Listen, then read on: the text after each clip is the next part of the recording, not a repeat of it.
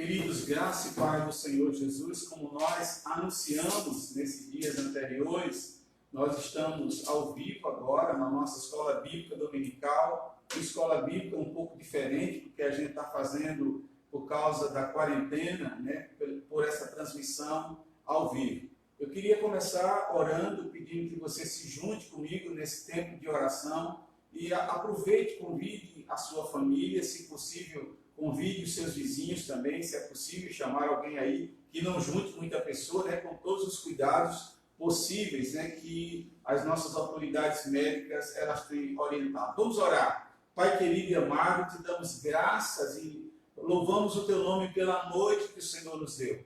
Te damos graça por essa manhã. Pedimos que o Senhor inspire o nosso coração ao Senhor nessa aula de hoje pela manhã. Ó Deus, que possamos ser abençoados e edificados com o estudo da Tua Palavra. Nós oramos no santo e poderoso nome de Jesus Cristo. Amém. Nós estamos, queridos, estudando em nossa igreja os livros históricos. Esse estudo tem sido na nossa classe, a gente chama de adultos. A gente tem várias classes em nossa igreja, Igreja do Nazareno, Zona Sul, Nasa Sul, e o estudo que eu estou dando é o estudo que a classe dos adultos está tendo durante esse trimestre. Então veja só, nós estamos estudando os livros históricos, estamos na parte 3 desse estudo, e aí a gente vai estudar hoje o livro de Neemias, a parte 1. Por que parte 1? Porque nós não vamos terminar esse estudo hoje, a gente vai concluir o estudo na próxima semana. E eu penso, queridos, que mais do que nunca, esse é um personagem que se aplica muito ao momento que nós estamos vivendo, porque esse personagem, ele teve a sua vida, né, o seu contexto, num momento de crise muito forte, né, para o seu povo, que era o povo de Judá, para o povo de Israel, e ele foi um personagem fundamental. Esse é um dos personagens bíblicos que eu tenho uma grande paixão. Eu geralmente recorro a ele quando estou enfrentando algum momento de crise, de liderança. Eu sempre vou olhar a sua história, vejo como ele agiu. Então, eu penso que é extremamente importante a gente estudar a história desse personagem. Quais são os nossos objetivos nessa lição? Primeiro objetivo é a gente reconhecer que em tempos de crises, Deus ele dá o escape. É importante sabermos disso, né? Que nós temos da parte de Deus essa bênção, que sempre, ou quase sempre, digamos assim, porque Deus não tem essa obrigação, mas por sua graça e misericórdia, em tempos de crise, ele dá o escape. Compreender a chamada de Neemias, né, que se dá num contexto extremamente difícil, e saber que devemos orar sempre em tempos de crise. Então, esse é o objetivo hoje principal, ou os objetivos principais desta lição. Esse quadro que nós estamos apresentando agora, o quadro está pequeno, mas eu vou dizer aqui para vocês do que se trata. Isso aqui é a divisão geral do livro de Neemias. É óbvio que você pode encontrar outros estudiosos que vão talvez dar uma divisão diferente. Mas a gente colocou aqui na primeira coluna o esboço do livro, onde nós dividimos em 3 partes principais. A primeira parte, nós temos a reconstrução dos muros de Jerusalém, sob a liderança de Neemias, que vai do capítulo 1 ao capítulo 7. Nós temos uma segunda parte, que é o avivamento em Jerusalém, liderado sob Esdras, né, que vai do capítulo 8 ao capítulo 10. E, finalmente, a reforma da nação, por Neemias, capítulo 11, capítulo 13. Então, essa é uma divisão que nos ajuda a compreensão do livro. O autor, ou autores do livro, os estudiosos desse livro importante do Antigo Testamento, o livro histórico, eles dizem que esse livro pode ter sido escrito tanto por Esdras, parte dele, como por Neemias, ok? O tema principal do livro é a reedificação dos muros de Jerusalém. Nós estudamos o personagem de Esdras, enquanto Esdras esteve preocupado com a reconstrução do templo de Jerusalém e o culto de Jerusalém, Neemias se preocupa com a reconstrução dos muros de Jerusalém. Qual é a data aproximada? É o quinto século antes de Cristo, talvez aproximadamente ali entre o ano 430 e o ano 420 antes de Cristo. E qual é o propósito desse livro? Demonstrar ao remanescente de Israel o favor de Deus através de Esdras e Neemias na restauração pós-exílica. Então, esse livro trata, acima de tudo, disso, do favor de Deus, da graça de Deus sobre o remanescente pós-exílico, aquele remanescente que tinha passado aquele tempo do cativeiro babilônico. Agora, queridos, nós vamos ver rapidamente quais são os antecedentes históricos desse livro. E nós entendemos, já temos estudado isso, quando estudamos o livro de Esdras, que por causa da deliberada desobediência do povo de Deus, o reino do norte, que era composto pelas 10 tribos e cuja capital era Samaria, eles foram invadidos pela Assíria, eles foram humilhados pela Assíria, tá certo? E eles foram derrotados, foram levados cativos. Isso aconteceu no 8º século antes de Cristo. Praticamente as 10 tribos elas foram dissolvidas, foram abatidas, Já com relação ao reino de Judá, que eram as 2 tribos do sul, cuja capital era Jerusalém, Deus foi mais benevolente, Deus foi mais gracioso, e essa nação demorou mais 2 séculos, Então no século VI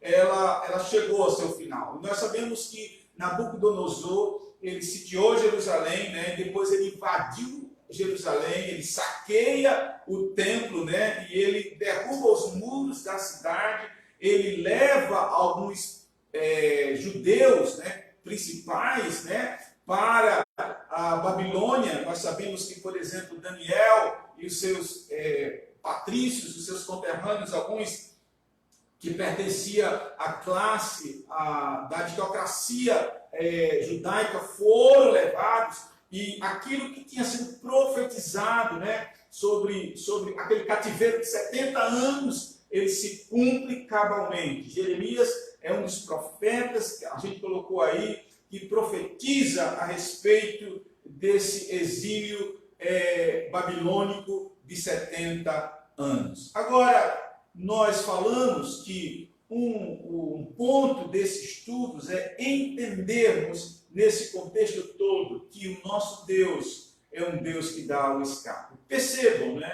o povo foi alertado, e é importante que se diga isso, queridos e queridas, porque quando nós lemos o texto sagrado, a literatura do Antigo Testamento, e é importante que se diga isso, porque o livro de Neemias é um livro que está antes dos livros poéticos, O livro de Neemias e de Esdras são livros que estão antes dos livros proféticos, e muitas vezes os crentes não têm a noção cronológica das Escrituras Sagradas, e os crentes acham que, por exemplo, os profetas, eles vieram após Neemias, e alguns profetas, ou a maioria dos profetas, eles vieram antes de Neemias e de Esdras. Alguns profetas, eles são profetas da reconstrução, são profetas que atuaram animando o povo na reconstrução do segundo templo. Mas a maioria dos profetas foram profetas que Deus levantou para alertar o povo a respeito da desobediência, a respeito da idolatria, a respeito da concupiscência, a respeito do pecado. Então veja só, Deus sempre usa os seus profetas, Deus sempre dá o alerta para que o povo volte, para que o povo retorne. E muitas vezes as pessoas não estão dando ouvido a Deus. Na verdade, a grande maioria das pessoas não dão ouvido a Deus. Isso é importante que se diga, Mas olha que Deus de graça e misericórdia, porque o que aconteceu com Judá é que Deus deu a punição, e eles passaram 70 anos lá no cativeiro babilônico. E o interessante é que uma geração que está lá, a geração que retorna, é uma nova geração.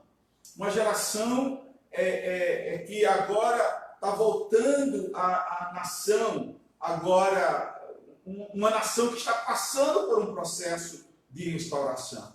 Então Deus, Ele dá o escape, Deus tem graça e tem misericórdia. Isso é importante que se diga, né? Então a gente coloca aí que com essa ascensão do Império Medo-Persa, que acontece por volta do ano 536, o rei Ciro, que foi levantado por Deus, e diga-se de passagem que isso é um rei ímpio, esse rei não é um rei de ascendência judaica, permite que um grupo de judeus retorne a Jerusalém. Inclusive o profeta Isaías profetiza sobre Ciro, a fim de reconstruir os muros da cidade e reerguer o templo santo, né? Então Deus começa a mover com graça e misericórdia, para que o povo comece a voltar do cativeiro para a cidade de Jerusalém. O Senhor sempre dá um escape aos seus servos, quando estes honram e obedecem a palavra. Observemos que Ciro era um rei gentil. Isso nos mostra que Deus, para cumprir o seu propósito, usa a quem Ele quer e como Ele quer. Nós não temos dúvida disso.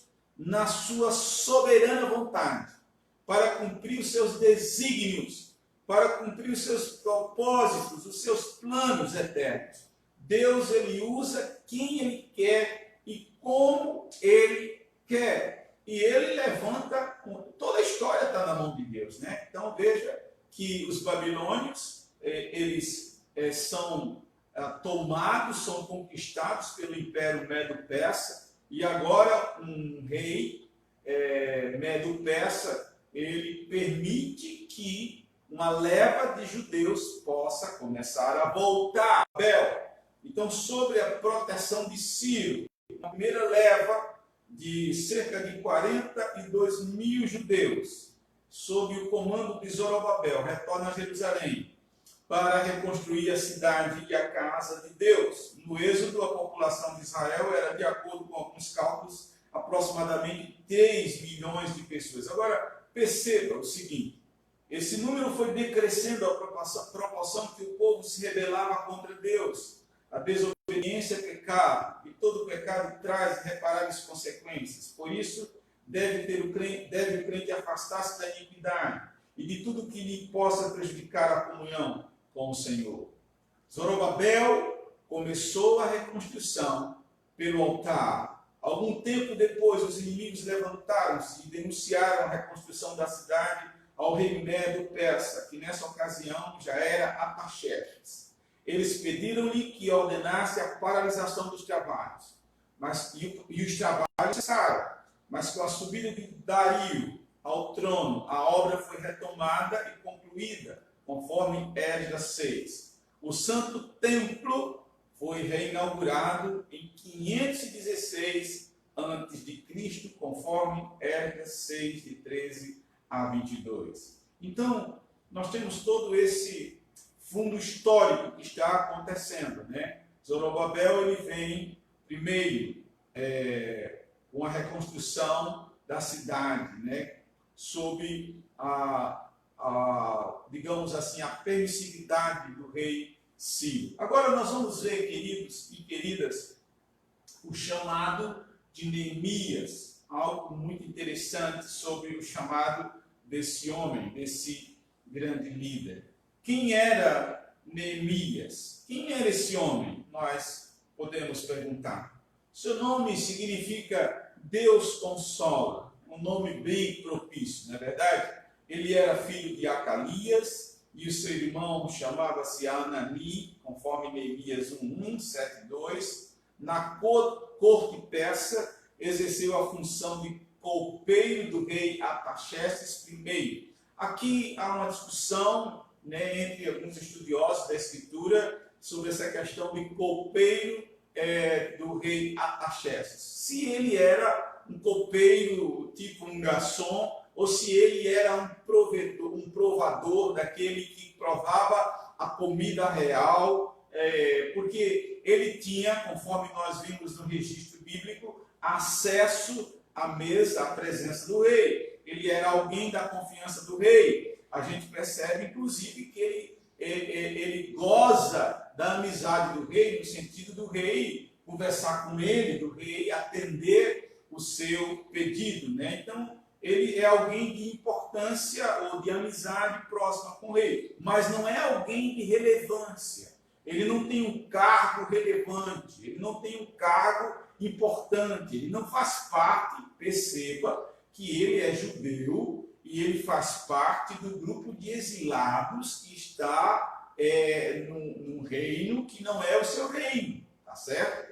Ele não faz parte da aristocracia judaica, ele não faz parte de uma elite. É bom que nós entendamos isso, né? Como se vê, Deus usa as pessoas segundo o seu querer e de acordo com a sua vontade. O que eu digo realmente com Neemias é que esse homem é um homem simples. Esse é um homem comum.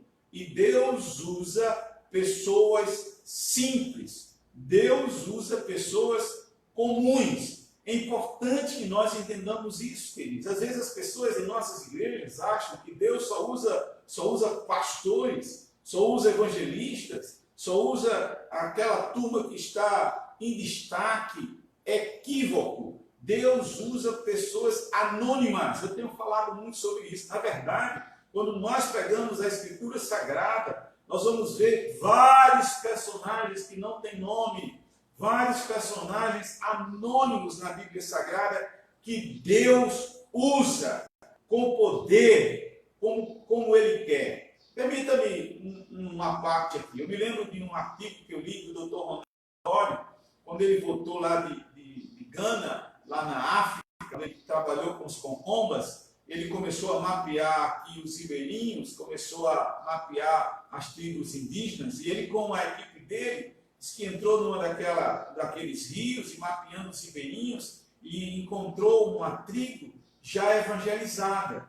E essa tribo não constava como evangelizada, essa tribo constava como um povo não alcançado, um PNA. E eles, conversando com os índios, né, perguntaram a ele: quem pregou para vocês? Né? Qual foi o missionário que pregou para vocês? E os índios falaram: não, quem pregou para a gente foi fulano de tal. E disseram onde esse fulano de tal morava. E o Dr. Ronaldo Lidório foi na casa com os outros missionários desse certo cidadão que tinha sido citado pelos índios. Quando chegou lá, era um ribeirinho, casado, com muitos filhos, né, naquela situação de pobreza, né, um homem simples, uma mulher simples, com muitos filhos, e ele começou a conversar com aquele homem,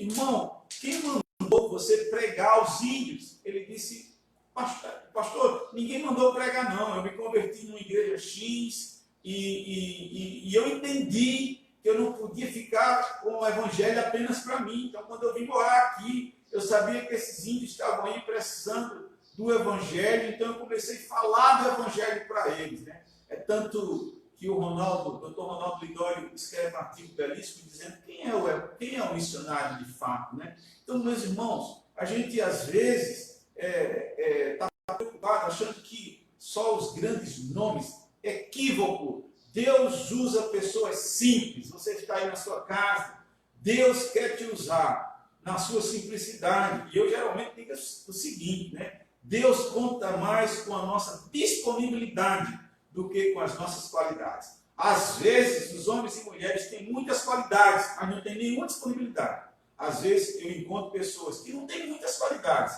mas têm muita disponibilidade. E Deus usa com muita graça e poder. Esse homem é um homem simples, é um homem comum. Ele é um copeiro, mas ele faz uma grande obra para a glória de Deus. E aí nós vemos o segundo ponto, que é um chamado por Deus. 14 anos depois da expedição de Esdras para Jerusalém, em 444, Neemias recebe urgentes e preocupantes notícias de Jerusalém.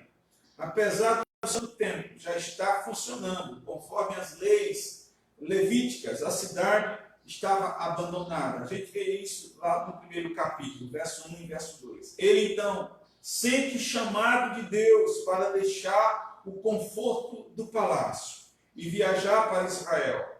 a fim de reconstruir os muros da cidade santa, que se achavam fendidos e as suas portas queimadas a fogo.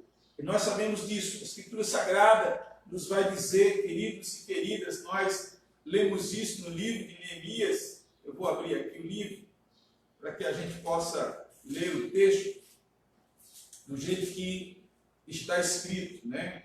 Diz assim, verso 2: Veio Anani, um de meus irmãos, com alguns de Judá. Então lhe perguntei pelos judeus que escaparam e que não foram levados para o exílio e acerca de Jerusalém. Disseram-me, os restantes que não foram levados para o exílio e se acham lá na província, estão em grande miséria e desprezo. Os muros de Jerusalém estão derribados e as suas portas queimadas. E aí no verso número 4 diz assim: tendo eu ouvido essas palavras, assentei-me e chorei, e lamentei por alguns dias, e estive jejuando e orando, olha só, perante o Deus dos céus.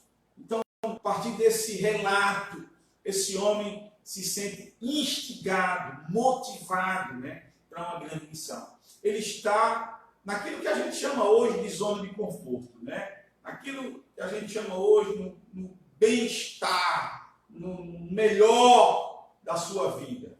Ele poderia ficar lá, sem sombra de dúvida, mas ele vai orar, ele vai jejuar, e ele se sente motivado a sair do lugar e a ajudar o seu povo. E aí a gente vê agora que esse homem vai fazer uma oração. E aí a gente chega, eu creio que já no último tempo, no último momento, que é orando em tempos de crise, né? Veja que ele diz no verso 4, que eu terminei de ler agora: assentei-me e chorei, ao tomar conhecimento da situação do povo em Jerusalém. Neemias sentiu-se incomodado e pôs-se a orar ao Senhor. Sua oração, regada com abundantes lágrimas e acompanhada de jejum, lamentos, adoração e confissão, é um exemplo de como um homem de Deus deve proceder em momentos de crise. Eu tenho conversado com alguns pastores, essa semana, pela graça de Deus, eu preguei para os pastores do distrito aqui em Jesus Incidentemente sobre Neemias, quando o nosso superintendente me pediu para... a gente teve uma reunião por videoconferência, nós tínhamos, eu acredito, 16, 17 pastores, e ele pediu para que eu trouxesse uma reflexão, e eu orei a Deus, pedindo orientação, inspiração, e Deus me levou para Neemias, para falar para os colegas, e uma das coisas que eu coloquei para os colegas foi exatamente que nós devíamos ter a empatia e a compaixão que Neemias teve pelo seu povo, né? Quando ele escuta, quando ele ouve como está a cidade, quando ele ouve como está o seu povo, ele chora, ele pranteia, ele lamenta, ele entra em jejum, né? Então eu falava, nós estamos vivendo tempos maus agora. Nunca nós vivemos isso, amados. Eu tenho certeza disso. Eu tenho 55 anos de idade. Eu já passei por muitas situações difíceis na minha vida. Pela graça do nosso Senhor, esse ano de janeiro, eu fiz 31 anos de ministério. Eu já passei por muitas coisas difíceis no ministério, mas a situação que nós vivemos hoje, no mundo e no Brasil, é uma situação inusitada, situação diferenciada. E nesse momento, nós temos que ter essa empatia da dor, essa compaixão, esse sentimento de empatia e de compaixão, de orar por essas famílias que estão perdendo os seus. Ontem eu fiquei sabendo que na Espanha e na Itália, quase 1000 pessoas estão morrendo em 24 horas. Então é um número assustador, não é? É um número assustador. Eu acredito que no Brasil, eu vi um número ontem, morreram mais de 20 pessoas em 24 horas. Estão morrendo pessoas conhecidas, artistas, né? A morte não faz escolha, nós sabemos disso. Então, é nesse momento que nós, crentes, que conhecemos a verdade, que conhecemos o Senhor, devemos ter no nosso coração esse sentimento. Esse homem, ele pranteia, ele se assenta e ele chora com lamento. Ele fez o que o Senhor ordenou em 2 Crônicas 7,14. Orou durante 4 meses antes de se dirigir ao rei. Orou muito. E nós precisamos orar muito nesse tempo. A oração é a chave que nos abre a porta dos céus. Neemias não confiava em sua capacidade e habilidades diplomáticas. Sua confiança estava no Deus Todo-Poderoso, que ouve e responde às nossas orações.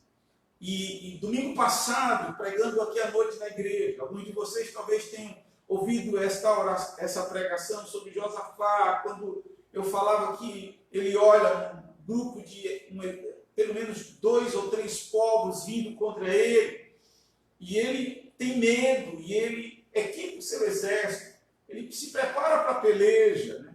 E faz uma oração lindíssima também, e no final da sua oração, ele diz: Senhor, em nós não há força nenhuma, e nós não sabemos o que fazer, mas nossos olhos estão postos no Senhor.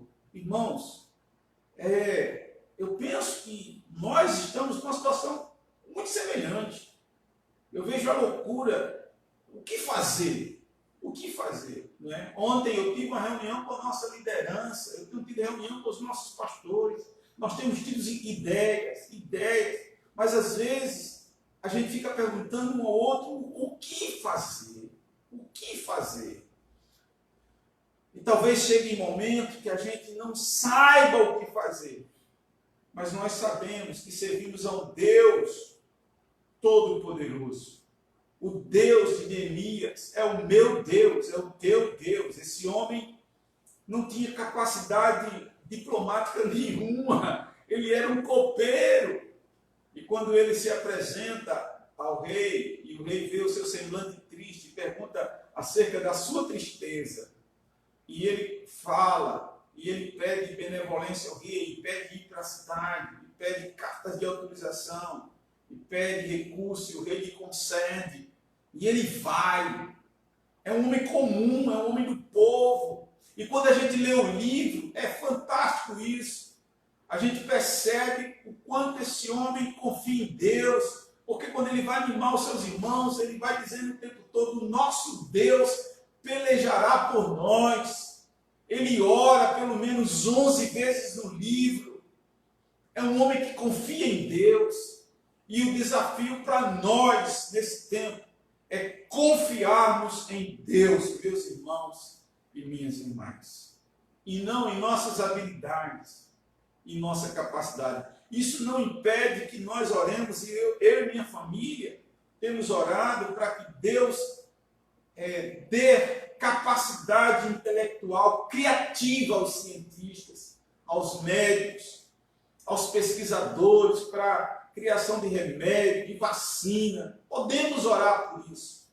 Que Deus, com a sua graça, possa conceder isso. E a intercessão de Neemias. Olha que coisa maravilhosa essa intercessão. Primeiramente, ele adorou a Deus. Ele diz: ah, Senhor, Deus dos céus, Deus grande e temível, que guardas o conserto e a benignidade para com aqueles que te amam e guardam os teus mandamentos. Perceba que Neemias não iniciou sua oração pedindo, como geralmente a gente faz. Ele iniciou adorando a Deus, né? E a gente, como crente, às vezes, nossa oração é apenas oração de petição. Uma vez eu ouvi um pastor dizendo uma coisa interessante. Muitas vezes nossas orações são usadas apenas como petição ou instrumento de defesa. Ele começa adorando a Deus, e eu pregando domingo passado, a mesma oração de Josafá, ele começa adorando a Deus. E o desafio para nós é, independente da situação que nós estejamos enfrentando, a gente adorar ao nosso Deus. Em segundo lugar, queridos, ele intercedeu por seu povo. No capítulo 1, verso 6, a gente percebe isso. E a gente diz hoje, mais do que nunca, nós precisamos interceder pela igreja, pela nação. Não tem comentário aqui, amados.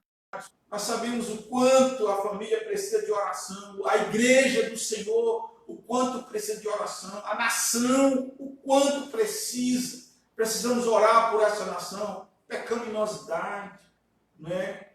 Quanta concupiscência. Eu penso que Sodoma e Gomorra é café pequeno diante daquilo que a gente tem visto hoje. E esse homem, ele intercede pelo seu povo, ele ora pedindo perdão pelo pecado do seu povo. Nós temos que interceder, chorar e jejuar. E finalmente, ele faz confissão de pecados. Capítulo 1, verso 6, parte B. A confissão foi certamente um dos pontos altos da oração de Neemias.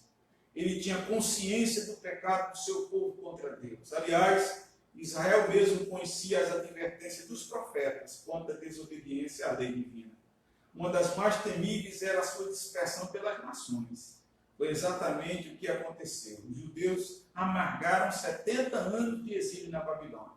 Para castigar, Deus tem limite. Para abençoar é ilimitado. Sua benignidade é para sempre. Louvado seja o nome do Senhor.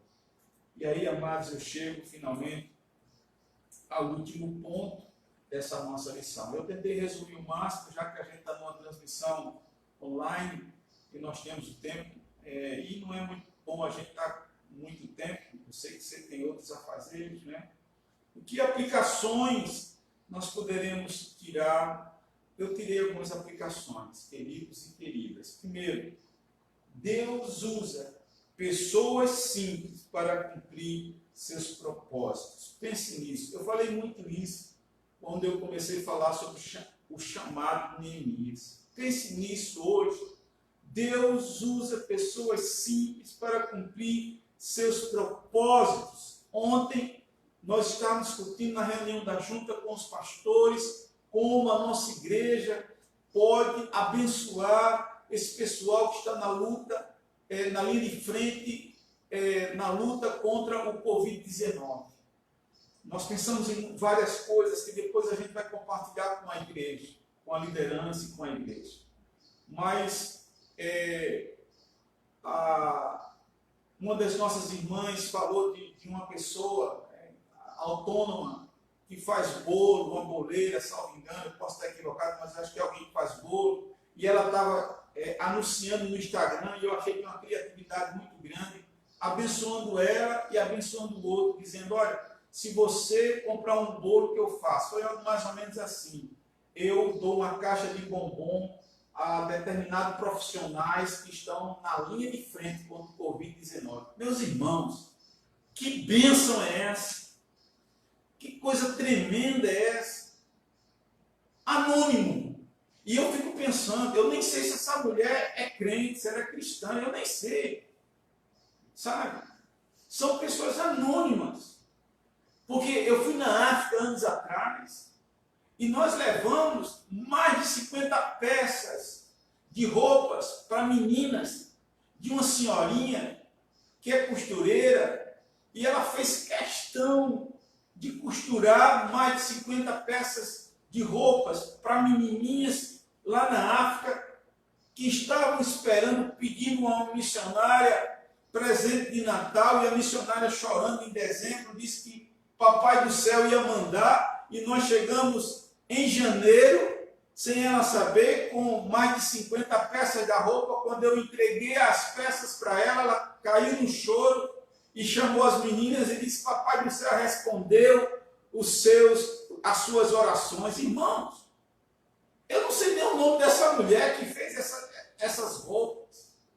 Então, Deus usa as pessoas simples para cumprir os seus propósitos. Seja uma dessas pessoas.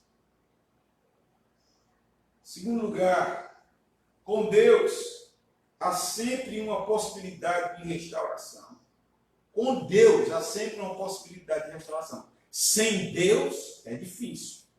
mas com Deus há sempre uma possibilidade de restauração. O nosso Deus é Deus de restauração. O nosso Deus é Deus de renovação. Louvado seja o seu poderoso e santo nome. Terceiro, Deus sempre mantém um remanescente fiel em meio a uma geração perversa e pecadora. Eu não tenho dúvida disso. Quando eu leio a história bíblica, eu vejo Deus mantendo uma geração remanescente, piedosa, no meio da impiedade. E vou dizer uma coisa para vocês, eu tenho pensado muito sobre isso. Eu quero ver a igreja que vai restar depois desse Covid. Eu estou sendo sincero. Porque agora a gente não está se reunindo publicamente. Quero ver depois se isso se prolongar mais. Porque estão dizendo que a crise mesmo vem agora em abril e maio. Eu quero só ver quanto tempo a gente vai ficar sem se reunir. Eu quero ver. Vamos ver. Se talvez não seja um expurgo, uma depuração, para ver quem é e quem não é. Neemias demonstra um coração cheio de empatia e compaixão. Isso aí, queridos. Neemias é um homem, como eu disse a vocês, que tem um coração cheio de empatia e cheio de compaixão. Louvado seja o nome do Senhor. Finalmente, sua oração é modelo para todos nós, porque ela tem adoração, ela tem arrependimento e ela tem confissão.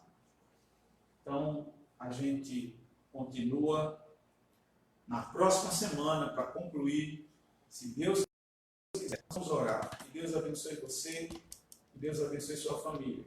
Eu quero comunicar a você que hoje à noite, às 18 horas, nós teremos nosso culto, não é? Novamente por transmissão online.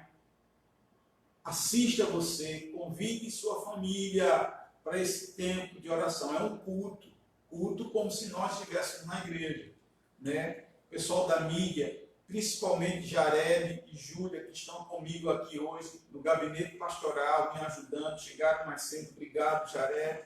Obrigado, Julinha, pela força. Eles estão desde madrugada, eles vão sair daqui para dormir, porque eles estão lutando e vão lutar ainda hoje para ver se à noite a gente consegue transmitir pelo canal no YouTube. A gente tentou agora, mas não foi possível.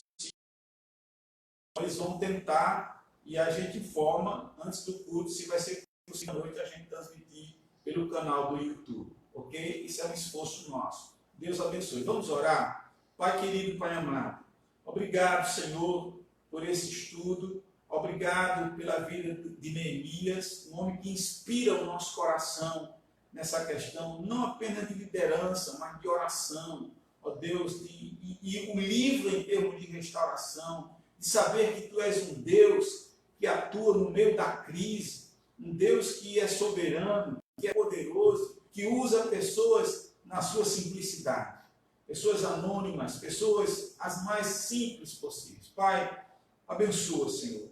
Abençoa cada membro e congregado e frequentador da NASA Sul. Abençoa todos aqueles que não são da nossa igreja, mas que estão nos assistindo e que vão nos assistir a posteriori. Abençoa, Senhor, nossa cidade, nosso estado, nossa nação. Abençoa, Senhor, todas as nações, de um modo especial aquelas que estão sendo mais vitimadas pelo Covid-19. Senhor, e como nós temos orado, Pai, guarda-nos, como nós temos orado, capacita os cientistas, os pesquisadores, a classe médica, abençoe aqueles que estão na linha de frente, Senhor. Nós oramos pedindo que o Senhor nos dê um domingo abençoado e nos ajude hoje à noite no culto que teremos. Nós oramos no santo e poderoso nome de Jesus. Amém. Deus abençoe, queridos, e com a graça de Deus, nos veremos às 18 horas, se Deus quiser.